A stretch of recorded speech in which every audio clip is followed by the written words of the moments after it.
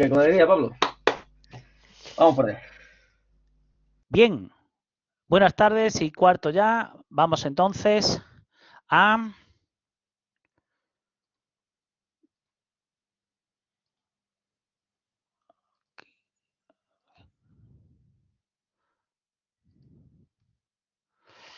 digo que vamos a empezar primero con la presentación de la parte propiamente de estadística, que el otro día lo que hicimos fue presentar los aspectos generales y los aspectos correspondientes a la parte de numérico. Pues hoy lo primerito, el 0, el 1, el 2 y el 6 ya lo habíamos visto, y hoy lo que vamos a hacer es ver el 3, el 4 y el 5, pero ves, en vez de la parte de numérico, pues de estadística. Entonces, junto con los 10 minutillos que vamos a echar ahora para presentar esta parte y las 2 horas de hoy más las 2 horas del jueves que viene, nos acabamos con la descriptiva unidimensional. Y luego echaremos 5 horitas en descriptiva bidimensional para completar todo lo que te llevas para el primero de los parciales de la parte de estadística, esta parte de aquí. Luego empieza ya la parte interesante para el ingeniero en telecomunicaciones, que es la parte de cálculo de probabilidades, variables aleatorias y modelos probabilísticos, todo ello orientado a procesos aleatorios. Digo que es la parte más interesante para la ingeniería en telecomunicaciones, como puedes comprobar en los libros específicos que son el SU 2011 y el Pebbles 2001, este de aquí y este de aquí. De hecho, estos no empiezan por descriptiva, pero está comprobado pedagógicamente que para entender bien esta parte es muy conveniente haber dado la descriptiva y por eso es por lo que lo damos. Entonces, en esos capítulos se empieza directamente en el cálculo de probabilidades. Primero repasaremos en un par de horitas toda la nomenclatura que ya te debe de sonar de cursos pasados, y en la última media hora daremos lo importante para la ingeniería en telecomunicaciones, que es el teorema de la probabilidad total y el teorema de Bayes, que tanto verás que aparece en los exámenes. Luego empieza la parte de variables, ¿lo ves? Aleatorias, variables aleatorias, porque en la ingeniería en telecomunicaciones lo importante son los vectores aleatorios y por eso aparecen también tanto en los exámenes. Aquí en estadística descriptiva veremos variables estadísticas y aquí ya manejaremos variables aleatorias, tanto digo uni como bidimensionales y tanto discretas como continuas. Y luego, para terminar el tema 3, veremos en los modelos probabilísticos cuáles son las más famosas y las que más se utilizan en ingeniería en telecomunicación. En concreto también, igual, para los casos discretos, los casos continuos y los casos uni y bidimensional. Y terminaremos en esta última media hora, como la importancia para la ingeniería en telecomunicación de los procesos aleatorios es crucial. De hecho, para poder comprender toda la teoría de colas y demás, pues necesitas saber lo que es un proceso aleatorio y también lo que es una cadena de Markov en tiempo discreto, que es la forma más simple de proceso aleatorio. Pues eso es lo que veremos en esta última media hora. Digo porque aquí ya en el tema 4 ya arrancan las asignaturas específicas de señales aleatorias una vez que se ha repasado un poquito esta parte de aquí. Bien, bien. Igual que decíamos el otro día, los libros, bueno, para la parte de el Pebbles y el SU, que nosotros solo veremos los 5 y 6 primeros capítulos respectivamente, no tienen la parte descriptiva. Para descriptiva, los buenos son el Quesada, Isidoro y López, este de aquí. Y el Lipschutz-Schiller, también tiene cositas de descriptiva, mucho más resumido que este. Entonces, cuando yo diga, oye, que esto viene el Quesada, pues me refiero a este de aquí, que igual que pasaba en el caso de numérico, en la transparencia 1E, la siguiente a esta, tienes que el Quesada, Isidoro y López está en el armario M7A /Q/CUR y hay 30 ejemplares, pero solo está en castellano. ¿Lo ves? Y también, igual que pasaba en el caso de numérico, día a día tienes, te iré poniendo en el foro de material didáctico, de la parte de estadística en este caso, qué transparencias en concreto del material didáctico vamos a ir viendo. ¿Ves? Hoy son hasta el descanso las primeras 17 y luego de la 18 a la 39. Y en el foro de material didáctico habrás visto también que están los ejercicios que ya puedes ir haciendo después de cada una de las sesiones. Los haces, los subes al campus virtual para allí poderlo a los foros correspondientes para así poderlos comentar entre todos y que te lleves el medio punto extra que se gana exactamente igual que en la parte de numérico. El material didáctico, el Galán Mérida este 2014, son transparencias, transparencias. O sea, son esquemas que está más o menos esquematizado y tú lo tienes que completar, lo tienes que trabajar, que no son apuntes. Apuntes desarrollados de la asignatura, de la parte de estadística, los tienes en este Sánchez 2011, que es de mi compañero Sisto. Este de aquí. Este de Galán y Mérida es de María Ángeles Galán y Enrique Mérida de 2014. Entonces, los apuntes, si digo bien, de Sisto Sánchez son todos estos temas, pero desarrollados por escrito. Y los tienes en el campus virtual. ¿Lo ves? Donde pone versión electrónica de Sánchez 2011 no imprimir. Ahí. Digo porque también como es para informática, pues incluye la parte de series temporales y la parte de inferencia estadística, que esa no nos encargamos nosotros, aquí en telecomunicaciones. Bien, y aquí tienes el material didáctico del Galán Mérida 2014, lo tienes tanto aquí, que es el que voy a ir proyectando y comentando, como en reprografía. ¿Vale? Y otro que también quizá te pueda gustar es los 5 primeros capítulos de del de Groot. Este está muy bien escrito. Y otra cosa, las relaciones. ¿Cómo? Disculpa, todo esto de qué editoriales son. Pues si lo buscamos en internet, por ahí en PDF suelto o algo.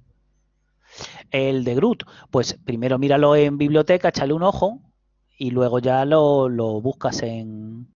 Digo, tomas los datos del libro y luego ya lo buscas si acaso. Pero primero mira a ver si te gusta o no, ¿no?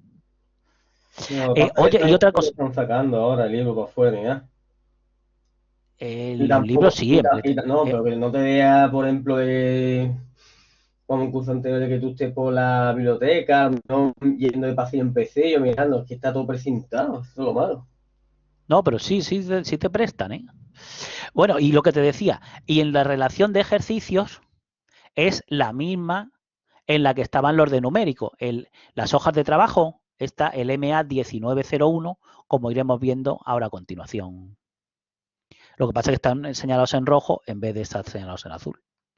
Y en el material didáctico te encontrarás, ya verás, muchas de las soluciones de la gran mayoría de ellos. El resto, pues, tendrás que trabajarlo, incluso aunque estén ahí las soluciones, ahora lo verás.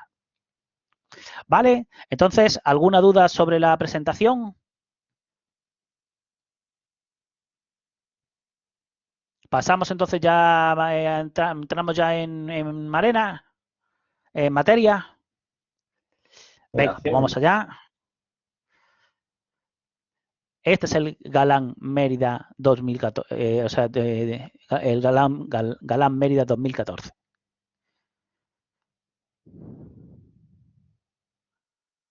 Y lo que te digo, sigue, cuando yo haga ejercicios con la calculadora, síguelos para ver cómo los hago yo, que luego ya lo puedes repetir todas las veces que quieras porque esto se quedará grabado.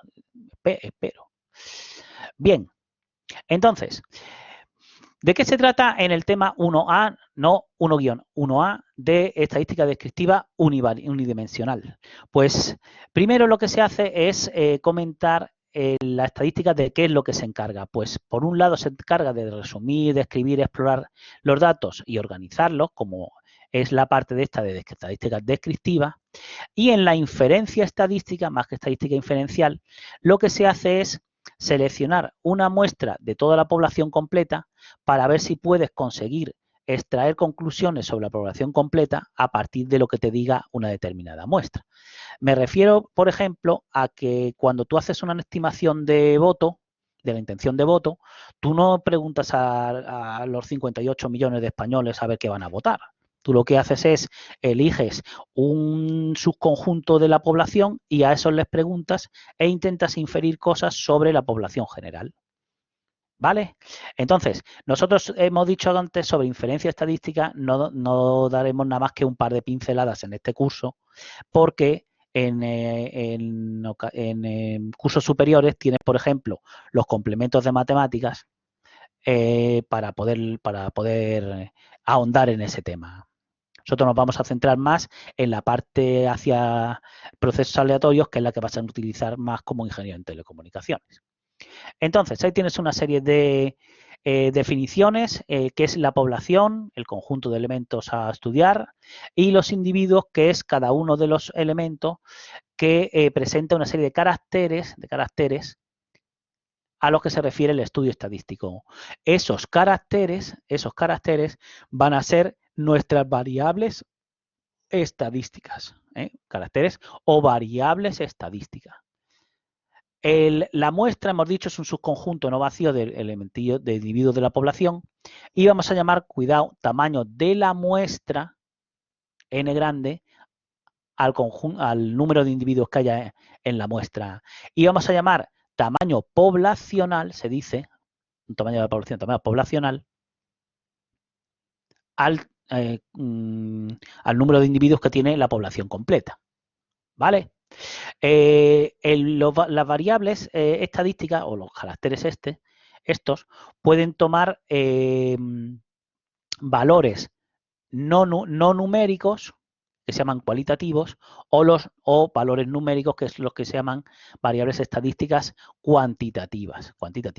Y lo que sí que tiene que ocurrir es que un determinado individuo tome solo un valor de esa variable estadística. Y a esas situaciones o valores posibles que puede tomar la variable estadística le llamaremos modalidades. ¿Vale? Algunos ejemplillos de variables estadísticas, más que caracteres, variables estadísticas. Pues hemos dicho, en caso de que no tomen valores numéricos, pues puede no importar el orden, que son las nominales, o importar.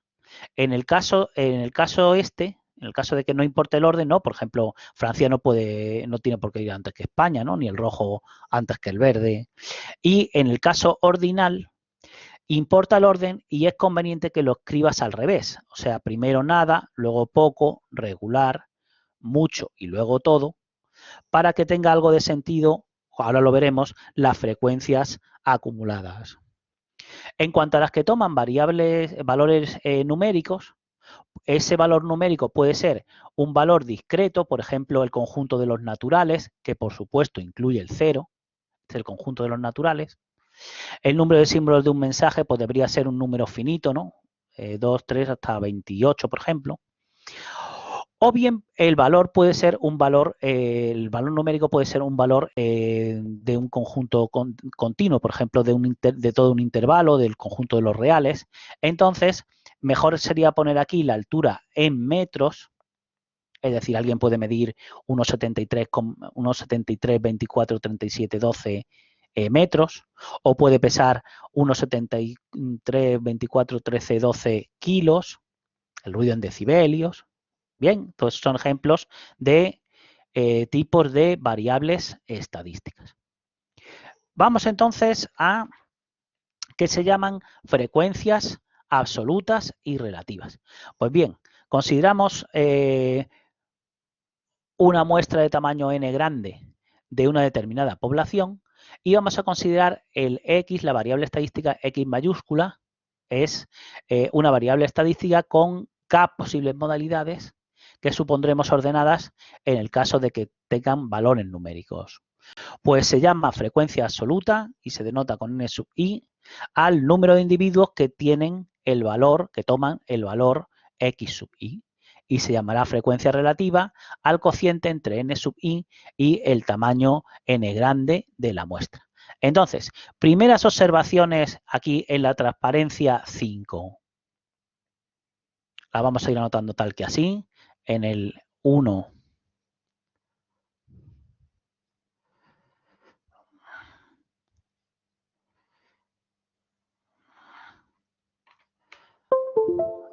Aquí. En el 1A, transparencia 5. Lo vamos a anotar, lo ponemos así, ¿vale? Tenemos que la suma de I igual a 1 hasta K de las frecuencias absolutas tiene que ser el n grande, porque cada individuo tiene que pertenecer a tiene que tomar para esa variable estadística una sola modalidad. Y la suma de I igual a 1 hasta K de las frecuencias relativas f sub i, ¿cuánto vale? Pues como las f sub i son 1 partido por n grande por la suma, por las f sub i son n sub i partido por n grande, y la suma de los n sub i sabemos que vale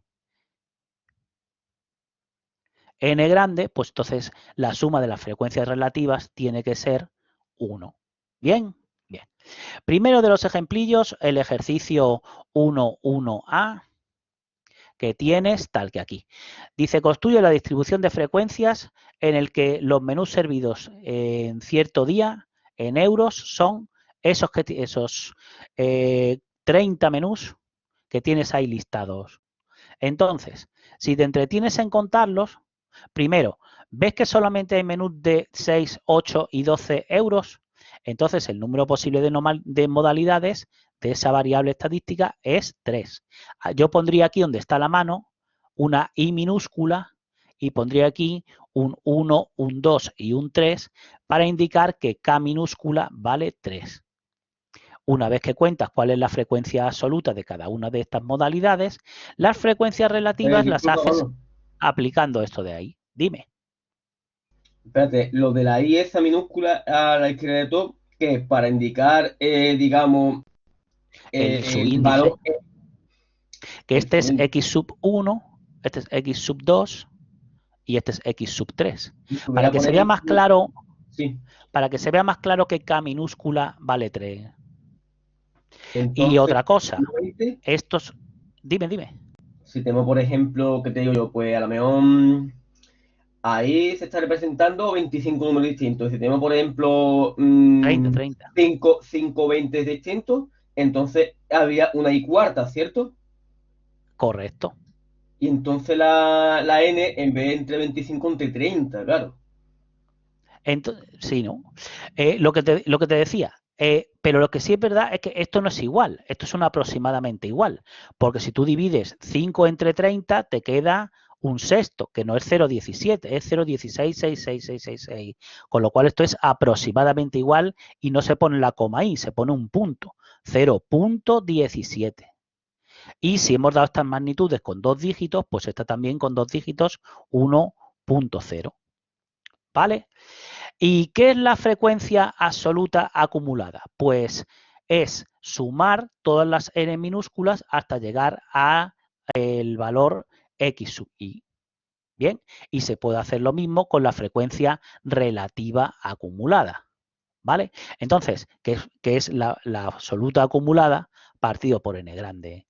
Entonces, las expresiones recurrentes como recurrencias para las frecuencias absolutas y relativas acumuladas, las vamos a anotar también aquí en la pizarra, es la 1A, la transparencia 8, sería n sub 0 igual a 0 y n sub i menos 1 más n minúscula sub i para todo i de 1 hasta k. Y para las frecuencias relativas acumuladas, f sub i es f sub i menos 1 más f minúscula sub i para todo i perteneciente a 1, 2 puntos K.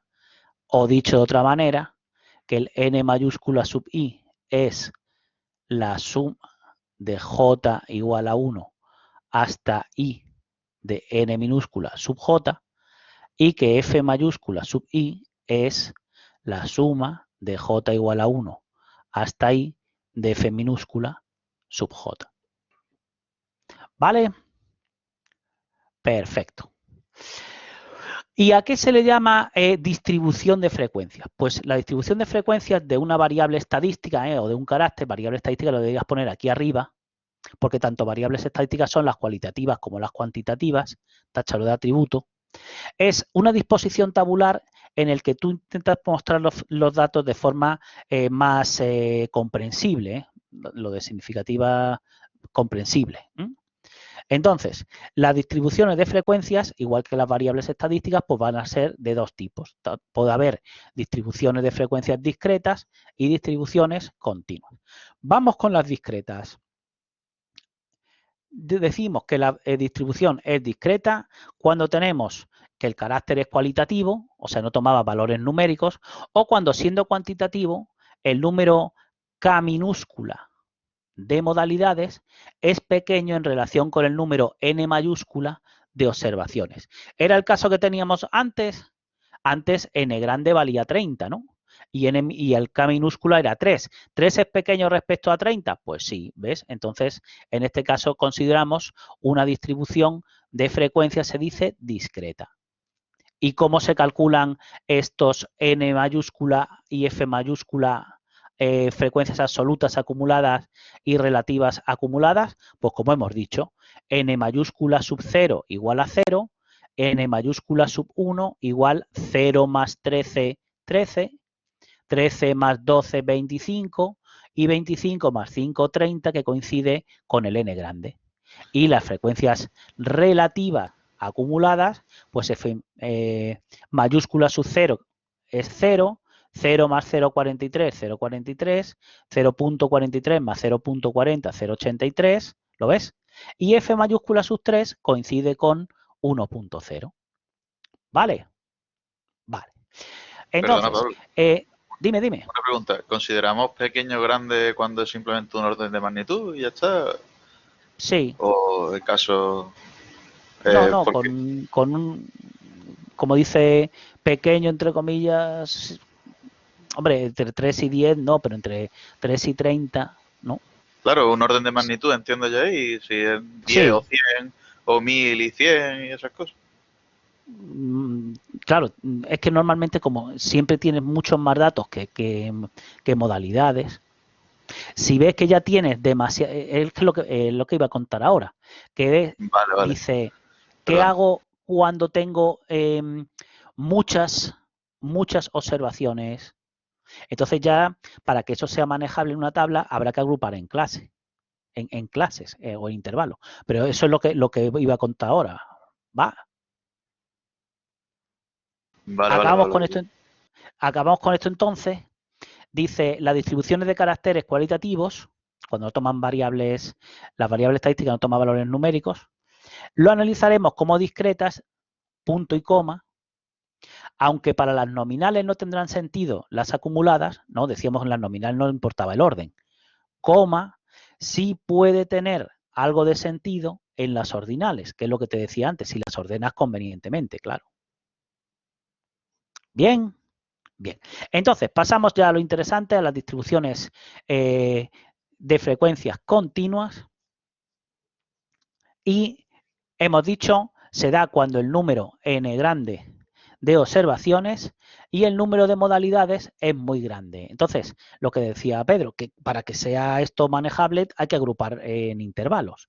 Y se hace, ojo, los datos se agrupan en K minúscula intervalos o clases y elegiremos un representante de ese intervalo, en concreto el punto en medio del intervalo, para que represente a cualquiera de los valores que caiga dentro del intervalo. Pero cuidado, los intervalos no van a ser de esta forma. Vamos a ponerlo aquí, que quede bien clarito. La 1, en la 1 a 11. 1 a 11. Suponte que tienes todos los posibles valores de la recta real como posibles valores que puede tomar la variable. Entonces, lo que haces es fijar entre L sub i menos 1 y L sub i, este sería el intervalo iésimo, el i sub i. Y lo que hemos dicho es que esto lo hacemos para, o sea, consideramos K subintervalos. Pues lo que te digo es que los intervalos van a ser de la forma cerrado por la izquierda, abierto por la derecha. Abierto por la derecha, ¿vale? El punto medio del intervalo se llama la marca de clase, sería ese x sub i de ahí, y la amplitud del intervalo es la distancia esta que va de aquí a aquí. Se denota con a sub i, ¿vale? Igual que hay, este sería el intervalo iésimo, pues también va a haber aquí desde L sub 0 hasta L sub 1, va a estar el intervalo primero, el i sub 1. Los intervalos no tienen por qué tener todos la misma amplitud, ¿eh?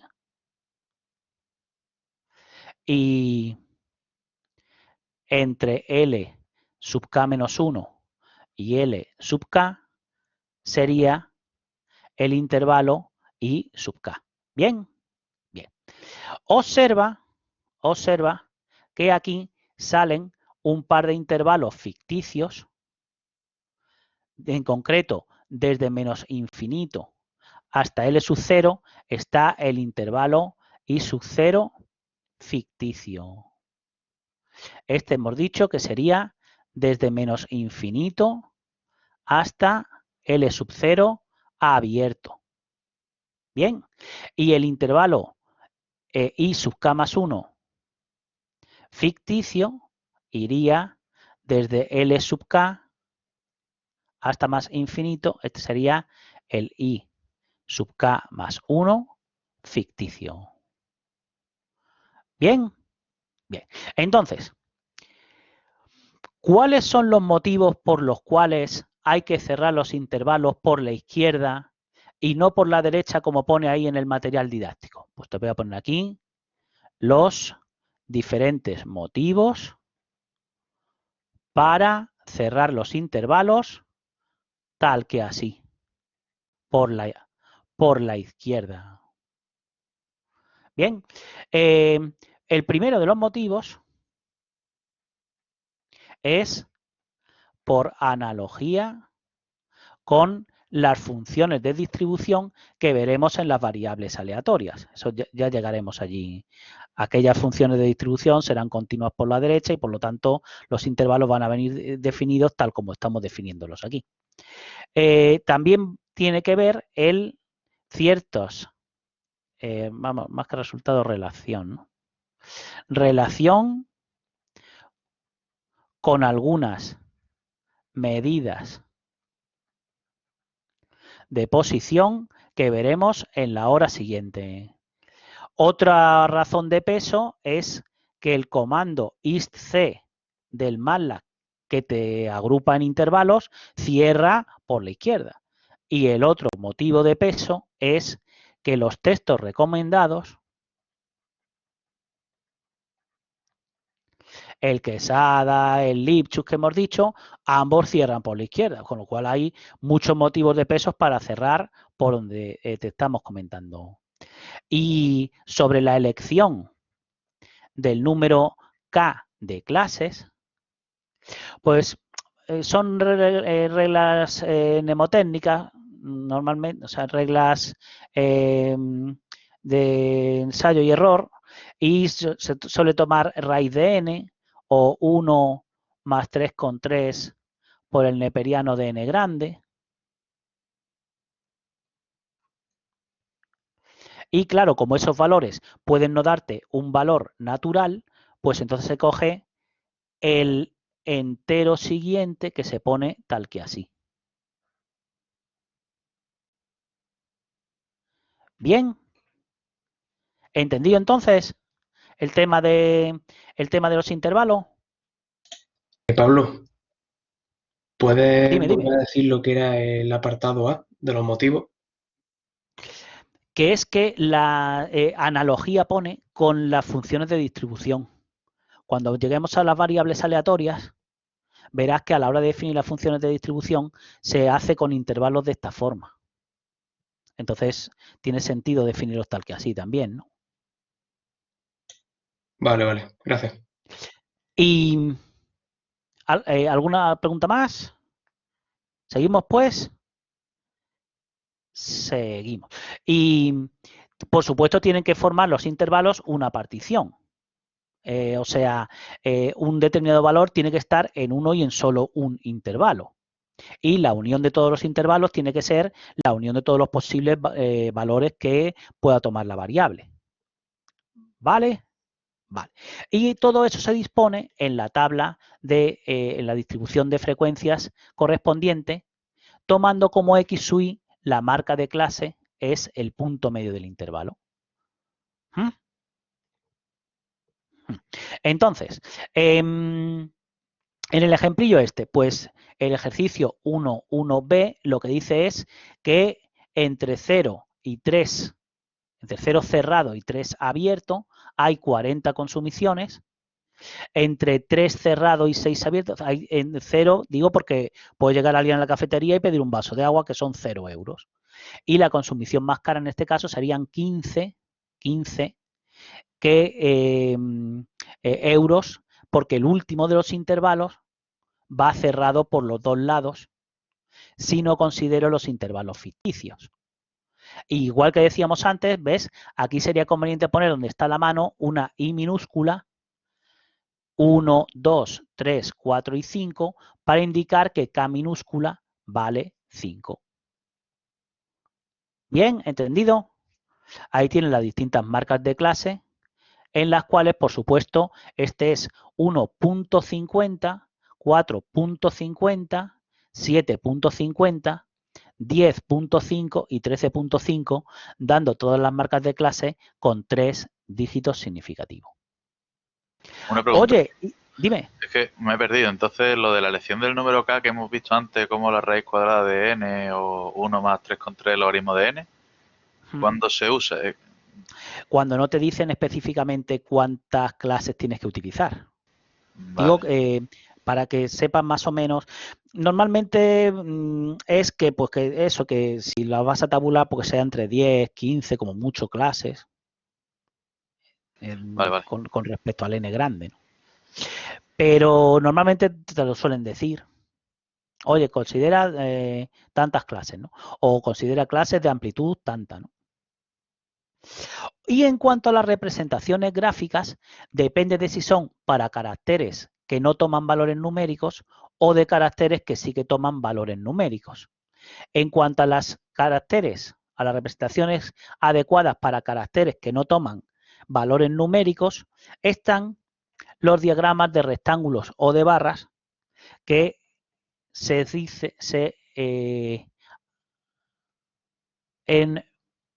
te lo voy a poner aquí como se pone en el MATLAB, es la página 13. El primero de los casos se llama un bar graph. Un bar graph. Ahí lo que haces es poner una barra cuya altura sea la frecuencia absoluta o relativa que quieres representar. Y el comando en MATLAB es bar, si quieres barras normales, o bar h si quieres barras en horizontal, como en el siguiente de los ejemplos que vamos a hacer. También está el diagrama de sectores, que en inglés es pie graph. Pie graph. Pues el comando en MATLAB se llama también pie. Y aquí lo que tienes que determinar es dibujar un sector de área proporcional a la frecuencia relativa de la modalidad correspondiente. Por eso, lo que haces es ponerle a dicho sector angular un ángulo θ sub i que sea la frecuencia relativa f sub i por 360 grados O si lo quieres escribir en radianes, pues 2pi por f sub i radianes. Y los pictogramas y cartogramas esos, pues los vamos a prescindir de ellos. Este último prescindimos de ellos y vamos al ejemplillo correspondiente que está extraído del Lipschutz. En el Lipschutz tienes, este es el ejercicio 1.2 apartado A. Dice, tienes estudiantes de una universidad divididos en 5 grupos, los de Filadelfia, los de los suburbios, etcétera. ¿Van antes los de Filadelfia que los de los suburbios o los suburbios antes que Filadelfia? Pues no tiene por qué. ¿Ves? Aquí el orden en el que estén las barras no importa. Ahora lo que te decía, ¿qué ángulo tita sub 1 le pinto a Filadelfia? Pues tengo que ponerle un ángulo que sea la frecuencia relativa de Filadelfia, que sería, vamos a borrar todo, shift clear all igual IAC, que sería 225 partido por 500, que es el n grande, y multiplicado por 360. Es decir, este ángulo es de 162 grados. ¿Vale? ¿Lo pillas? Sí. Y en cuanto a las variables que sí que pueden tomar valores numéricos, pues tenemos los diagramas de barras o puntos, que en inglés se pone STEM. Aquí la longitud de la barra, o sea, la posición en la que está la barra, sí que es importante porque toma por los valores numéricos que toma la variable. Y lo que se hace es, más que se realizan las distintas modalidades, se disponen sobre los ejes de coordenadas y ahí levantan la barra que sea, que quede determinada por la frecuencia absoluta o relativa que estén mostrando. Vamos a ir tomando nota aquí también. En el 1A15, en el 1A15, el primero de ellos, hemos dicho, se hace con STEM en MATLAB. Y se usa mucho en ingeniería de telecomunicaciones para representar señales discretas. Me refiero a señales de este tipo, que habrás visto o irás a ver en breve.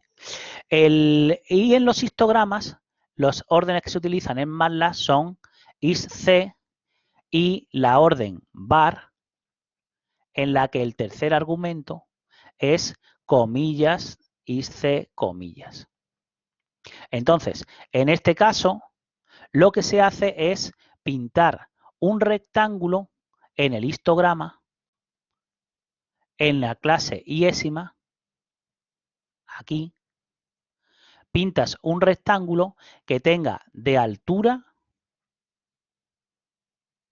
una cantidad h sub i, de forma que el área de este rectángulo sea proporcional a la frecuencia absoluta o relativa que están mostrando. Entonces, ¿cuánto vale el área del rectángulo? Venga. A sub i por h sub i, base por altura, ¿no? Tiene que ser proporcional, que es así, a la frecuencia absoluta o a la frecuencia relativa que quieras mostrar. ¿Ves? Este es el símbolo de proporcionalidad. Es proporcional. Entonces, si usas constante de proporcionalidad 1, pues entonces te queda de alturas los n sub i partido por los a sub i. Pero si todas las amplitudes son iguales, pues no tienes por qué usar constante de proporcional 1. Si todas las amplitudes son 5, por ejemplo, como el ejemplo que vamos a ver ahora, pues puedes mostrar h sub i directamente los n sub i. Y en este caso sería, con constante de proporcionalidad 1, los f sub i partido por los a sub i para el segundo de los ejemplos. Y también con constante de proporcionalidad 1. En el histograma, una vez que haces el histograma, se suele pintar encima el polígono de frecuencias, que es unir los puntos superiores de los rectángulos que hayas construido junto con un intervalo, o sea, unos intervalos ficticios I sub 0 e I sub k más 1 con altura nula, y de forma que el intervalo ficticio este, que tiene en principio amplitud infinita, ¿lo ves? lo tomas como de la misma amplitud que el IS1. Y este ficticio lo tomas como con la misma amplitud que tenga I sub k. ¿Vale? Y eso se hace con la orden MATLAB plot, aprovechando su característica de interpolación lineal a trozos, que significa que entre un punto y el siguiente tiras una recta. Bien, vamos al ejemplillo.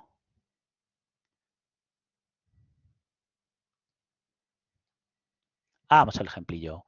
Entonces, completa también en la transparencia esta de aquí, lo que hemos comentado, hemos dicho, al inicio y al final se consideran dos nuevos intervalos, I sub 0 e I sub k más 1, de igual amplitud que el primero I sub 1 y el último I sub k, respectivamente, y de alturas nulas. Bien, mira, este es el ejemplillo también del Lipschitz-Schiller, del otro de los libros que dijimos, que te dije, oye, cierra con los intervalos cerrados, pues cerrados con los intervalos cerrados por la izquierda. Si te entretienes en contar cuántas temperaturas hay entre 75 cerrado y 80 abierto, observarás con estupor que hay 6 y no 7 como ponía aquí. Este es bien cerrado, el ejercicio hecho bien con los intervalos bien cerrados, la 16 y la 17, y en la página siguiente tienes cómo se haría con los intervalos mal cerrados para que compruebes que efectivamente da diferente. Entonces, con bien cerrados, esta sería las absolute frequency, los n minúscula sub is. Este sería el n grande. Estos son los cumulative absolute frequency, o sea, las frecuencias absolutas acumuladas, los n mayúsculas UIs. Y ves que aquí, como todos los intervalos son de amplitud 5, se ha tomado como altura la frecuencia absoluta, los n minúsculas UIs, 3, 6, 8. ¿Ves el polígono de frecuencias? Este que hemos comentado. El primero de los intervalos ficticios va a ir entre 65 y 70, porque tiene de amplitud 5 el primero de ellos. Y el último iría desde 110 hasta 115 y el punto del medio sería pues 112.5. Y en el otro apartado, en el ejercicio 1, 2, apartado C, dicen, oye, haz lo mismo, pero considerando agrupadas las dos primeras clases en una única clase de 70 a 80 y las tres últimas clases en una única clase de 95 a 110, ¿lo ves? Entonces, de 95 a 110 hay un total de 6 temperaturas. Entonces, ¿de dónde a dónde iría el primero de los intervalos ficticios? Aquí habría k minúscula igual a 5 clases. El primero de los intervalos iría desde, como este tiene amplitud 10, pues de 60 a 70. Este sería el 65. Y este iría como este tiene amplitud 15, el último, ¿no? El I sub 5, pues sería de 110 a 125,